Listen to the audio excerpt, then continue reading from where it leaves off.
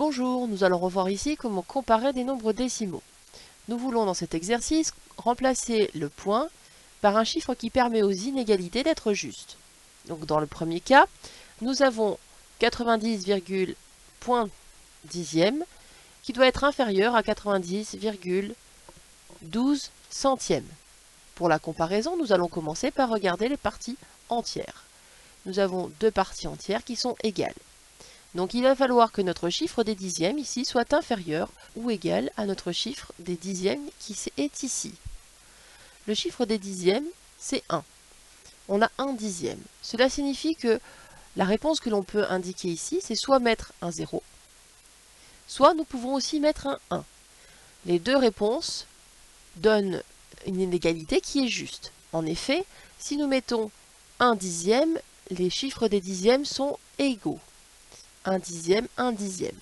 Cela signifie que nous passions au chiffre des centièmes.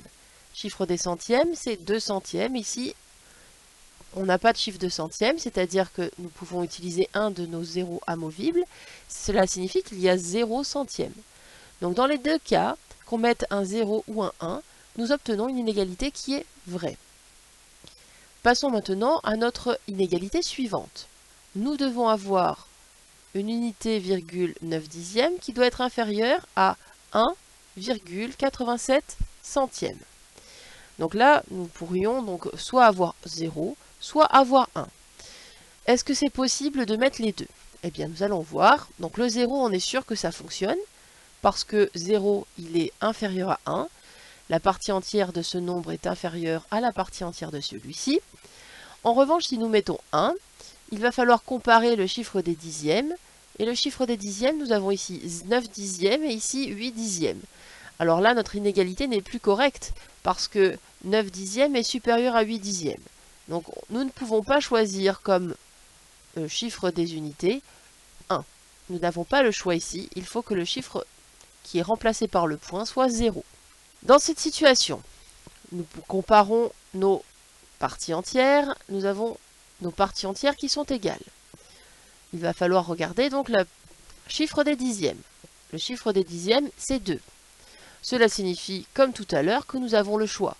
Soit nous pouvons mettre comme chiffre des dixièmes 0, soit nous pouvons mettre 1, soit nous pouvons aussi mettre 2, parce que cela signifie que notre chiffre des centièmes est 0, et 0 centième, c'est inférieur à 1 centième.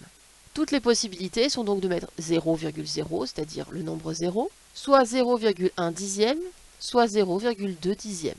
Dernière inégalité, nous avons là aussi deux parties entières qui sont égales, 56, 56. Nous regardons donc le chiffre des dixièmes, ici c'est 0. Et nous voulons que ce nombre-là soit supérieur au nombre qui est là. Donc là, il va falloir que notre chiffre des dixièmes, notre 0, soit supérieur à ce chiffre des dixièmes-là. Donc là, on n'a pas trop le choix, on n'a que 0 qui peut fonctionner. Si nous passons au chiffre des centièmes, ici nous avons 8 centièmes, et ici, comme nous n'avons pas de centième écrit, cela signifie que nous avons 0 centième. Et donc 8 centièmes est bien supérieur aussi à 0 centième. Donc le chiffre attendu à la place du point est donc 0. Merci d'avoir écouté.